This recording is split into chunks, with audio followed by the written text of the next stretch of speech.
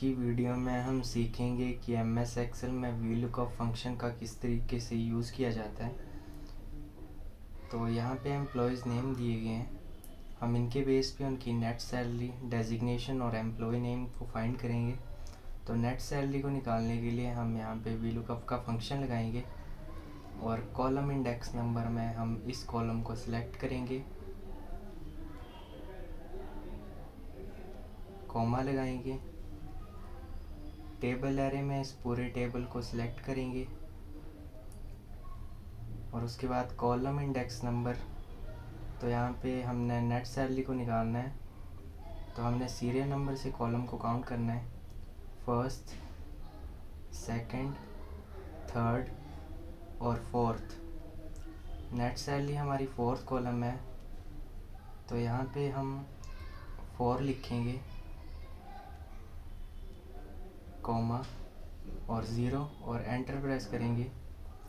तो अभी यहाँ पे नॉट एप्लीकेबल दिखा रहा है, तो जैसे ही मैं यहाँ पे कोई सीरियल नंबर डालूँगा तो उस एम्प्लॉय की नेट सैलरी यहाँ पे आ जाएगी।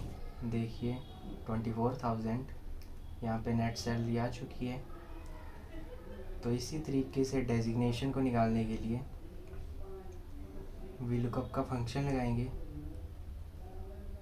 कॉलम इंडेक्स नंबर में इस कॉलम को सिलेक्ट करेंगे, कॉमा, टेबल को सिलेक्ट करेंगे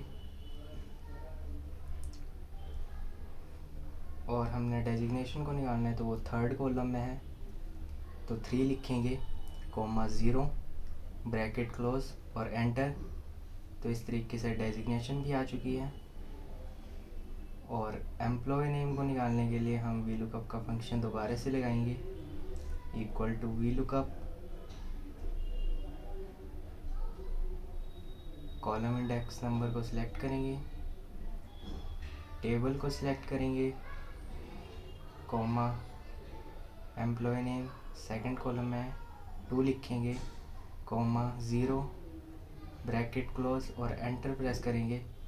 तो इस तरीके से हमारा एम्प्लॉय नेम भी आ जाएगा। यहाँ पे मैं अगर सीरियल नंबर को चेंज करता हूँ तो उस एम्प्लॉय की डिटेल्स हमारे सामने आ जाएंगी इस तरीके से।